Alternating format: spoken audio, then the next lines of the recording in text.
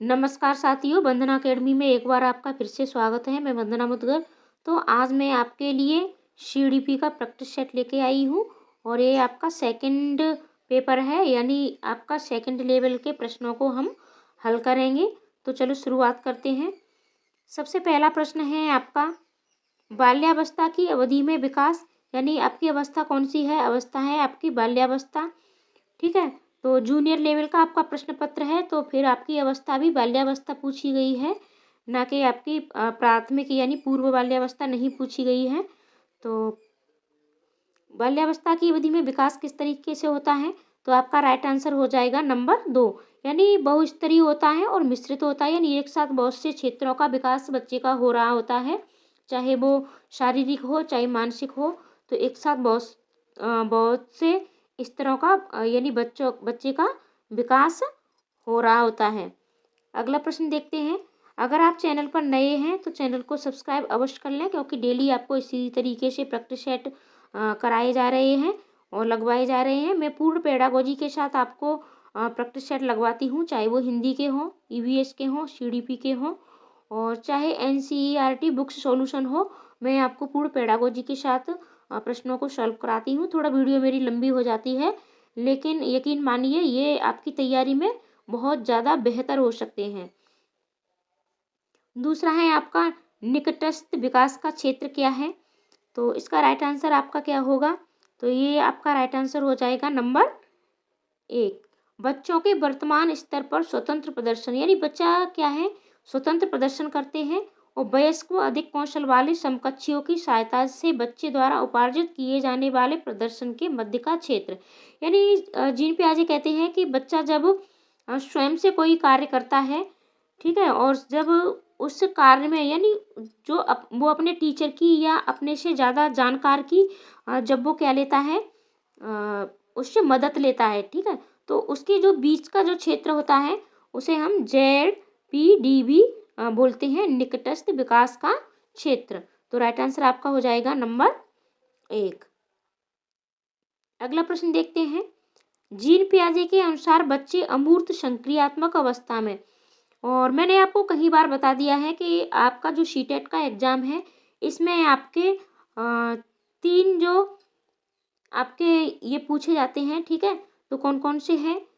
Gene पियाजे हैं, Kohlberg हैं और आपके वाइगोत्स्की हैं। जीन पियाजे और कोहलबर्ग पर मैंने वीडियो डाल दी है, तो आप उसे अवश्य देखें और आपके वाइगोत्स्की पर भी जल्द आपको वीडियो मिल जाएगी। यानी ये जो आपके 3 मनोवैज्ञानिक हैं, तो इन तीनों से बहुत ज़्यादा प्रश्न बनते हैं, यानी सीटेट में इन्हीं तीनों से आपके प्रश्न पूछे जाते हैं, चाहे आपकी भाषा हो चाहे सीडीपी हो, ठीक है, तो दोनों में आपके इन्हीं तीनों से प्रश्न अवश्य पूछे जाते हैं। भाषा में आपके चौमस्की से भी प्रश्न बनते हैं, तो भाषा के लिए आप उन्हें भी अवश्य पढ़ें। प्रश्न देखते हैं हम। जीन पियाजे के अनुसार बच्चे अमूर्त संक्रियात्मक अवस्था में, यानी वो अमूर्त चिंतन, ठीक है, तो जीन पियाजे ने जो अमूर्त संक्रियात्मक अवस्था में बच्चे क्या करते हैं, परिकल्पित, निगमनात्मक तर्क और प्रतिज्ञप्ति चिंतन करने में समर्थ हैं, केंद्रीकरण और अनुत्क्रमणीय सोच से आबद्ध हैं, संरक्षण, वर्गीकरण, श्रेणीबद्धता करने में सक्षम नहीं है, प्रतीकात्मक और सांकेतिक खेलों में भाग लेना प्रारंभ करते हैं। तो जब अमूर्त चिंतन बच्चे का हो जाएगा, अमूर्त सोचने लगते हैं, तो वो क्या करेंगे, परिकल्पित और निगमनात्मक तर्क, प्रतिज्ञप्ति चिंतन करने में समर्थ हो जाते हैं। अगला प्रश्न देखते हैं। लॉरेंस कोहलबर्ग की नैतिक विकास के सिद्धांत के अनुसार व्यक्ति किस अवस्था में है जब वह विश्वास करता है कि वर्तमान सामाजिक प्रणाली को सक्रियतापूर्वक बनाए रखने से धनात्मक मानवीय संबंध और सामाजिक वर्ग सुरक्षित रहता है। यानी इन्होंने दिया था कि बच्चे को एक तो दंड और आज्ञा पालन का अभिविन्यास कब करता है, ठीक है, और सामाजिक क्रम व्यवस्था का अभिविन्यास, यंत्रीय उद्देश्य और सार्वभौमिक नैतिक सिद्धांत अभिविन्यास। तो अब सामाजिक प्रणाली है, ठीक है, तो सामाजिक नियम बनाए रखें, यानी सामाजिक संतुलन बना रखे, तो ये उनकी किस उसमें आएगा, तो ये आपका आएगा नंबर 2, सामाजिक क्रम व्यवस्था अभिविन्यास। अगला प्रश्न देखते हैं। हावर्ड गार्डनर के बहुबुद्धि सिद्धांत के अनुसार निम्नलिखित में से कौन सा जोड़ा बुद्धि के प्रकार और अंतःस्थिति अनुपालन संभावना के अनुसार सही है? तो आपका बहुबुद्धि का सिद्धांत किसने दिया था? हावर्ड गार्डनर ने दिया था। ठीक है, तो इन्होंने बताया था कि प्रत्येक जो मनुष्य होता है यानी उनकी जो बुद्धि होती है तो सब में अलग अलग बटी हुई होती है। खिलाड़ी की बुद्धि अलग होती है, मूर्तिकार की अलग होती है। ठीक है, इस तरीके से तो ये बुद्धि के प्रकार हैं और ये मतलब किस में हो सकती है? तो स्थानिक और मनोवैज्ञानिक में स्थानिक नहीं होगी। वैयक्तिक ये विक्रेता में ये भी नहीं होगी। भाषिक आपकी मूर्तिकार में नहीं होगी। ठीक है, यह भाषिक आपकी लेखक में हो सकती है, काव्यकार में हो सकती है। तो ये तीनों आपके क्या हैं? ये गलत हो गए। तो शारीरिक गति, संवेदना और खिलाड़ी, तो शारीरिक गति ये आपके खिलाड़ी में होगी। तो यही आपका राइट आंसर हो जाएगा। ठीक है, तो राइट आंसर आपका क्या हो जाएगा? राइट आंसर आपका हो जाएगा नंबर 4। अगला प्रश्न देखते हैं लेवाइगोस्की के अनुसार, यानी अकॉर्डिंग टू लेवाइगोस्की, तो बच्चों के संज्ञानात्मक विकास में भाषा की एक महत्वपूर्ण भूमिका है। लेवाइगोस्की ने कौन सा सिद्धांत दिया है? तो सामाजिक सांस्कृतिक। ठीक है, ये लेवाइगोस्की का सिद्धांत है। तो बच्चों में संज्ञानात्मक विकास में भाषा की एक महत्वपूर्ण भूमिका है, सही है। यानी संज्ञानात्मक विकास में भाषा की महत्वपूर्ण भूमिका है आपकी। बच्चे भाषा अधिग्रहण यंत्र द्वारा भाषा सीखते हैं, यंत्र द्वारा भाषा बच्चे नहीं सीखते हैं। एक परिवेश के द्वारा बच्चे भाषा सीखते हैं। बच्चों का संज्ञानात्मक विकास चरणों में नहीं होता है।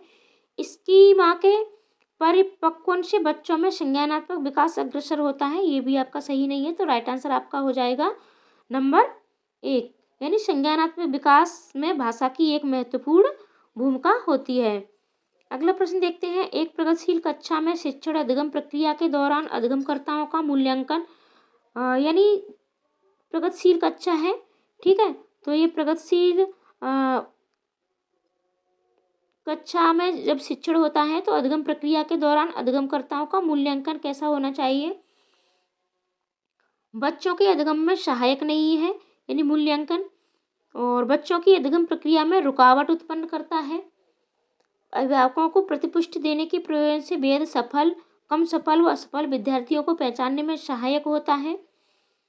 बेहद महत्वपूर्ण है क्योंकि ये बच्चों की समझ की जानकारी देता है और बच्चों और अध्यापिका को अपने शिक्षा शास्त्र पर विचारने में सहायक होता है। तो राइट आंसर आपका क्या हो जाएगा? राइट आंसर आपका हो जाएगा नंबर 4। ठीक है, यानी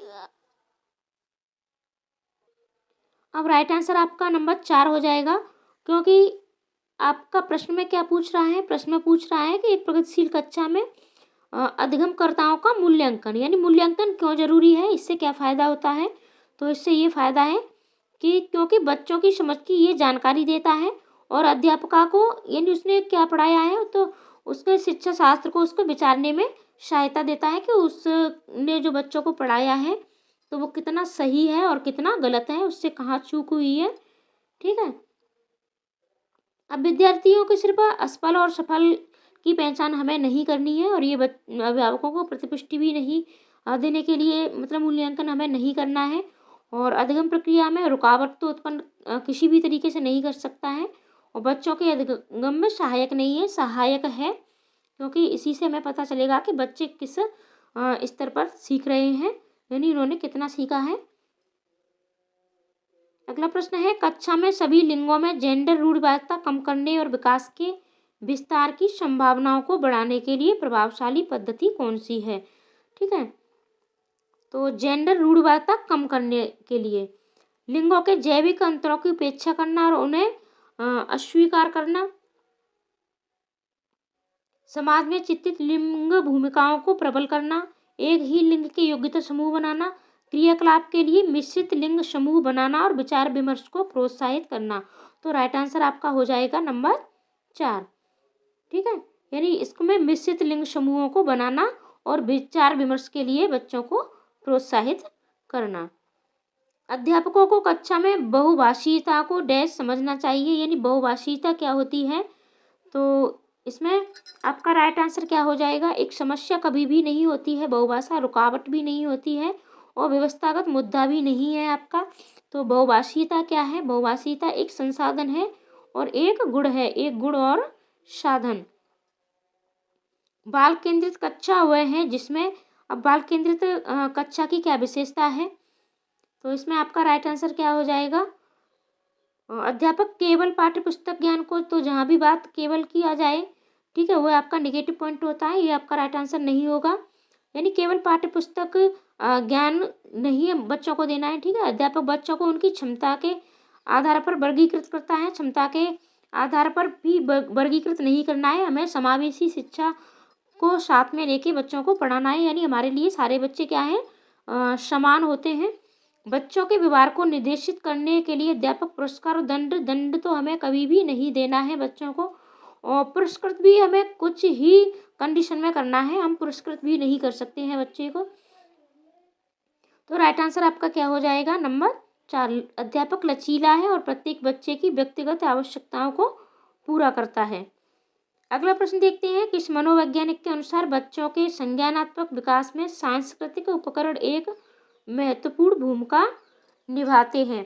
तो अभी हमने बताया था कि सामाजिक सांस्कृतिक आपका ये किसने दिया है? तो ये आपका दिया है लेव वाइगोस्की। तो सामाजिक और सांस्कृतिक और सामाजिक, ये आपका सिद्धांत लेव वाइगोस्की ने दिया है।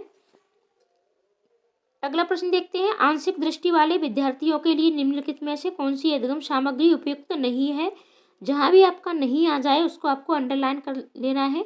यानी आंशिक दृष्टि यानी बच्चे कैसे हैं? एकदम से दृष्टिहीन नहीं है, यानी उन्हें थोड़ा बहुत दिखाई देता है लेकिन वो ज़्यादा प्रॉपर नहीं देख पाते हैं। तो आपको नहीं ढूंढना है। बड़े आकार में मुद्रित पुस्तकें, ये सही है। त्रिविमी नक्शे और चार्ट, ये भी सही है। बोलती पुस्तकें, स्पर्शी सूचना पट, लेकिन छोटी मुद्रा वाली कार्यशीट, यानी जो बच्चे कम देख पाते हैं तो उनके लिए छोटी मुद्रा वाली वर्कशीट ये सही नहीं होगी और आपको नहीं ही ढूंढना है। समावेशी शिक्षा के पीछे अंतर्निहित विचार है, यानी समावेशी शिक्षा के पीछे क्या अंतर्निहित यानी विचार आपका क्या है? तो इसमें आपका राइट आंसर क्या होगा? राइट आंसर हो जाएगा आपका नंबर 4, दार्शनिकता की सभी बच्चों को नियमित विद्यालय में समान शिक्षा पाने का अधिकार है, यानी बच्चों को सभी को समान शिक्षा पाने का अधिकार है। अब आगे के ऑप्शन देखते हैं, यानी अलग अलग क्षमता वाले बच्चों के लिए विशिष्ट शैक्षिक संस्थानों का प्रावधान करना, इस तरीके से हम नहीं कर सकते हैं। और बच्चों की अक्षमताओं के आधार पर उनकी सीमाओं की पहचान भी हमें नहीं करनी है। बच्चों को उनकी योग्यताओं के आधार पर भी पृथक नहीं करना है, यानी सभी बच्चों को हमें साथ में लेके और सभी के लिए शिक्षा उपलब्ध करानी है। अगला प्रश्न है, प्रतिभाशाली और सृजनात्मक बच्चों की आवश्यकताओं को किस प्रकार संबोधित किया जा सकता है? यानी बच्चे कैसे हैं आपके? प्रतिभाशाली हैं और सृजनात्मक भी हैं। तो रटने पर आधारित परीक्षा देकर, जहाँ भी बात रटने की आ जाए ये आपका हमेशा नेगेटिव पॉइंट होता है, ये गलत हो जाता है। और प्रश्न हल करने के लिए विशिष्ट निर्देश भी नहीं देना है आपको। वे प्रश्न देकर जिन्हें अभिमुखी चिंतन की आवश्यकता है, तो हमें अभिमुखी चिंतन बच्चों को न करा के हमें कैसा कराना है, यानी हमें बहुमुखी चिंतन कराना है बच्चे को। आपके प्रश्न भी होते हैं, एक अपसारी होते हैं और एक अभिसारी होते हैं। इसी प्रकार आपका चिंतन भी अभिमुखी और बहुमुखी होता है, ठीक है। तो हमें बहुमुखी कराना है। और तो फिर राइट आंसर आपका क्या हो गया? चुनौतीपूर्ण कार्य और नीरसता दूर करने के लिए क्रियाकलाप देकर। पठन वैफल्य बच्चों की पहचान किस प्रकार की जा सकती है? देखो, आपके इस तरीके के जब भी आपको यानी वर्ड मिले तो थोड़ा आपको पढ़ने में परेशानी हो जाती है, इनका अर्थ नहीं आप समझ सकते हो, तो आपको क्या करना है, आपको थोड़ा इंग्लिश में चले जाना है, ठीक है। ये देखो यहाँ आपका आ गया, ये है आपका डिसलेक्सिया, ठीक है। ये क्या है आपका? डिसलेक्सिया। यानी डिसलेक्सिया बच्चों की पहचान आप किस तरीके से कर सकते हो? तो ये अधिगम योग्यताएं होती हैं और इस पर भी वीडियो आपको मिल जाएगी, तो आप इसे भी अवश्य देखें और मैंने डाल रखी है। तो उनके सामाजिक एवं सांस्कृतिक संदर्भ को जानकर पूर्ण शारीरिक स्वास्थ्य परीक्षण द्वारा उनके पढ़ने लिखने की कौशलता के विश्लेषण से उनकी जटिल व उच्च स्तरीय समस्याओं को हल करने की क्षमता का आकलन करके। तो इसमें राइट आंसर आपका क्या हो जाएगा? राइट आंसर आपका हो जाएगा नंबर 3। ठीक है, यानी उनके पढ़ने लिखने की कौशलता के विश्लेषण से। जब आप वो विश्लेषण करोगे तो आपको पता चल जाएगा कि किस बच्चे को डिसलेक्सिया से यानी ग्रसित है, यानी कौन सा बच्चा हमारा डिसलेक्सिया से ग्रसित है। प्रतिकूल परिस्थितियों और वंचित पृष्ठभूमि वाले अधिगमकर्ताओं को संबोधित करने के लिए निम्नलिखित में से कौन सी पद्धति प्रभावशाली नहीं है? जब भी बात नहीं किया जाए इसको आपको अंडरलाइन कर देना है। थोड़ा देखो मैं आपको इंग्लिश में दिखा दूँ। इंग्लिश में ये नोट पहले से ही आपका एकदम से बड़ा बना आता है, ये देखो। ठीक है, यानी ये सभी आपके स्मॉल लेटर्स हैं और ये कैपिटल लेटर्स में पहले से ही आपका लिखा आता है, तो इसलिए आपको इसको क्या करना है? अंडरलाइन कर लेना है। वैसे तो इस पे आती है अंडरलाइन। तो इसमें आपका राइट आंसर क्या हो जाएगा? राइट आंसर आपका हो जाएगा नंबर 2। अधिगमकर्ताओं को विद्यालय के बाद ट्यूशन पढ़ने के लिए कहना, जिससे कि अध्यापक को उन पर अधिक ध्यान न देना पड़े। अब ट्यूशन पढ़ने की बात मतलब नहीं करनी है, हमें बच्चे को बाहर ट्यूशन पढ़ने के लिए प्रेरित नहीं करना है। अब हम बाकी के ऑप्शन भी देखते हैं। अधिगमकर्ताओं से बातचीत करके उनकी आवश्यकताओं के उनके सम्मुख आई चुनौतियों को समझना, यानी जो हमारा अधिगमकर्ता है यानी शिक्षार्थी है, हमारा बच्चा है, तो उसको मतलब क्या परेशानी है तो उनकी चुनौतियों को समझना। विद्यार्थियों को संतुलित चुनौतीपूर्ण लक्ष्यों के लिए अभिप्रेरित भी करना, ये हमें अभिप्रेरित भी करना है। और कार्यकलापों के लिए सहयोगी समूह भी हम बना सकते हैं। अगला प्रश्न देखते हैं। बच्चों के अधिगम में शारीरिक स्वास्थ्य और सांवेगिक अवस्था डैश का कोई प्रभाव नहीं होता है। अवश्य होता है प्रभाव। ठीक है, अगर बच्चे का शारीरिक स्वास्थ्य और सांवेगिक अवस्थाएं अगर ठीक नहीं है तो उसका पढ़ने में मन नहीं लगेगा, वो पढ़ने में अच्छा प्रदर्शन नहीं कर पाएगा। आपसी संबंध नहीं है, अवश्य है। भूमिका नगण्य है, नगण्य नहीं है, बहुत ज़्यादा भूमिका है। तो राइट आंसर आपका क्या हो जाएगा? नंबर 2, यानी एक महत्वपूर्ण भूमिका है। अगला प्रश्न देखते हैं। कक्षा में अर्थपूर्ण अधिगम को प्रोत्साहित करने के लिए अध्यापिका को यानी अर्थपूर्ण अधिगम को प्रोत्साहित करना है। ठीक है, अध्यापिका क्या कर सकती है? विद्यार्थियों की सहायता करनी चाहिए कि वे अपने मनोभावों और वही प्रेरणाओं को सुव्यवस्थित कर सकें। सही है, विद्यार्थियों को उनके प्रदर्शन के आधार पर वर्गीकृत और नामांकित करके उनके योग्यता आधारित समूह बनाने चाहिए। अब विद्यार्थियों को उनके प्रदर्शन के आधार पर हमें वर्गीकृत नहीं करना है। विद्यार्थियों को संवाद और परिचर्चा को प्रोत्साहित करना। हाँ, संवाद और परिचर्चा के लिए आप प्रोत्साहित कर सकते हो। कक्षा में विविधता की उपेक्षा, हमें उपेक्षा और वो भी विविधता की उपेक्षा हमें कभी भी किसी भी हालत में नहीं करनी है। तो ये आपका गलत हो गया। ठीक है, और आपका ये नंबर 2 ये भी गलत हो गया, बचे आपके 2। तो राइट आंसर आपका हो जाएगा नंबर 1। अगला प्रश्न देखते हैं। अधिगम एक डैश और डैश प्रक्रिया है, यानी अधिगम एक कैसी प्रक्रिया है? सरल और व्यक्तिगत, व्यक्तिगत नहीं है। ठीक है, ये आपकी व्यक्तिगत नहीं है, सरल और इतनी सरल भी नहीं है। ठीक है, सरल और रैखिक, रैखिक भी नहीं है, यानी एक रेखा में अधिगम हमारा नहीं चलता है। जटिल, जटिल तो है लेकिन निष्क्रिय नहीं है। ठीक है, अब निष्क्रिय होकर हम कैसे अधिगम कर सकते हैं? अधिगम का अर्थ होता है आपका सीखना। तो आपका राइट आंसर क्या हुआ? राइट आंसर हुआ आपका नंबर 1, जटिल और सक्रिय। अगला प्रश्न देखते हैं। अपनी कक्षा में अर्थपूर्ण अधिगम को सुसाध्य बनाने के लिए अध्यापिका को अपनी कक्षा में सामाजिक, सांस्कृतिक, धार्मिक, भाषी विविधता को चाहिए। अब क्या करना है? यानी इतनी सारी है आपकी, सामाजिक है, सांस्कृतिक है, धार्मिक है, भाषी, यानी विविधता है। तो विविधता को क्या करना है? आपको टालना है, नहीं टालना है, उपेक्षित भी नहीं करना है, अनदेखा भी नहीं करना है। अब बचा आपके पास क्या? एक ही बचा आपके पास, और वो क्या है आपका? नंबर 3, समझना, यानी समझना चाहिए। अगला प्रश्न देखते हैं। कक्षा में प्रभावशाली अधिगम के लिए वातावरण की रचना करनी चाहिए बजाय वातावरण के, यानी अधिगम के लिए डैश और एक ऐसे वातावरण की रचना करनी चाहिए यानी बजाय। तो इसमें राइट आंसर आपका क्या हो जाएगा? प्रतिस्पर्धी और सुसाध्य, भयावह, भयावह भी नहीं कर सकते हो आप। ठीक है, तो राइट आंसर आपका क्या हो जाएगा? नंबर 1। अगला प्रश्न देखते हैं। निम्नलिखित में से कौन सा उदाहरण विद्यार्थियों को अधिगम के लिए अभिप्रेरित करने के लिए प्रभावशाली पद्धति है।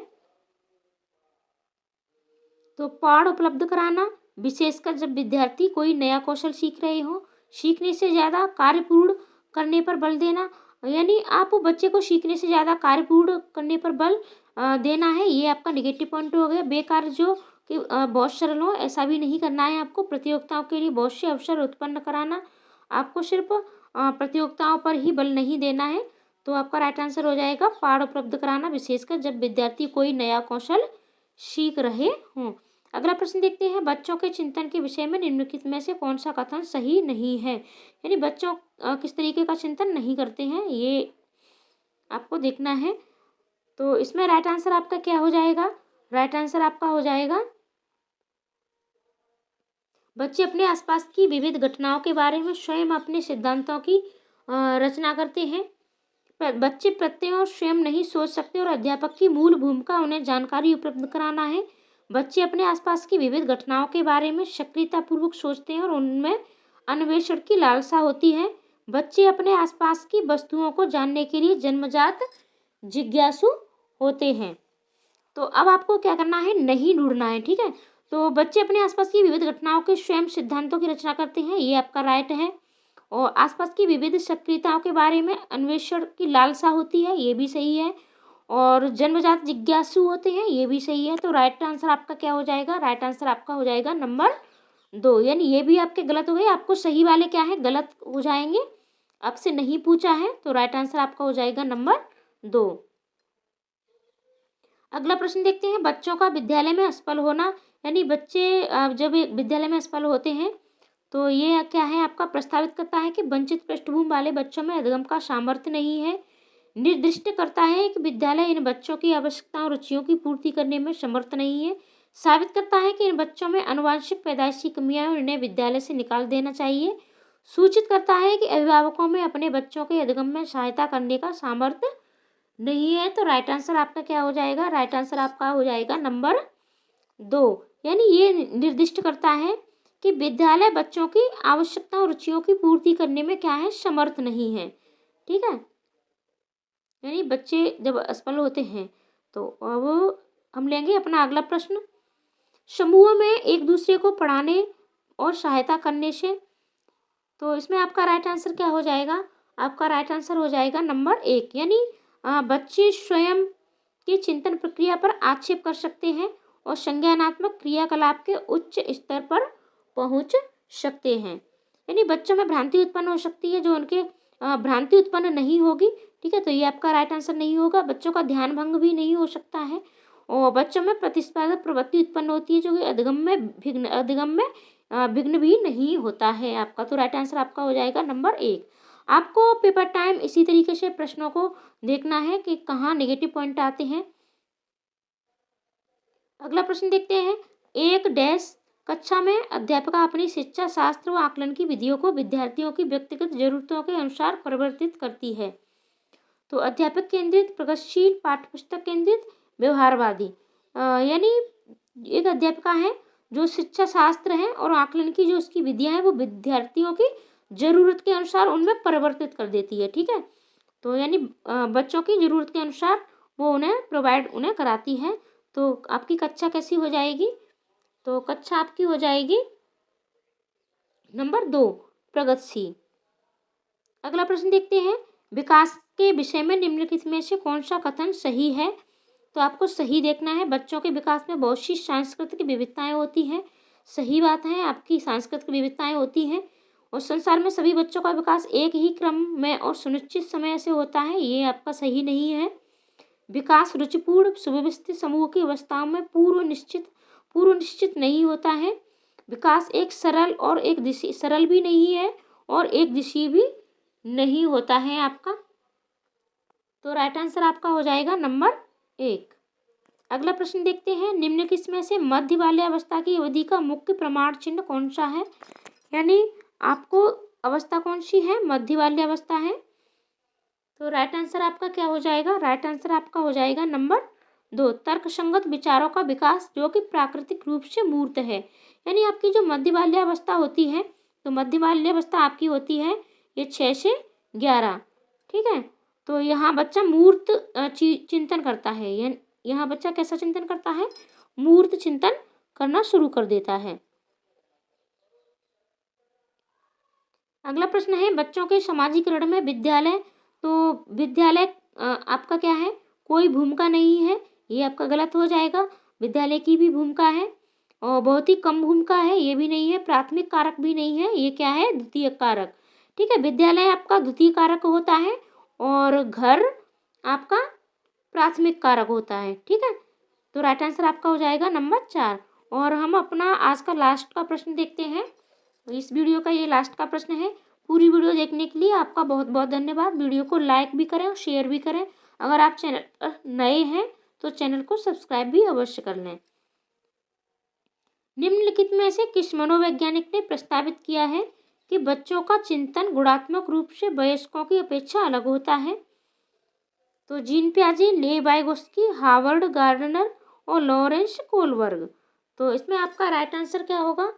तो राइट आंसर आपका हो जाएगा, जल्द से जल्द कमेंट करके बताएं। तो ये प्रश्न मैं आपके लिए छोड़ती हूँ। ठीक है, तो कमेंट करके इस प्रश्न का उत्तर आप अवश्य दें और कमेंट में मैं आपका इसका जो भी प्रश्न का इसका उत्तर है वो मैं पिन कर दूंगी। तो मिलते हैं अगली वीडियो में अगले कंटेंट के साथ।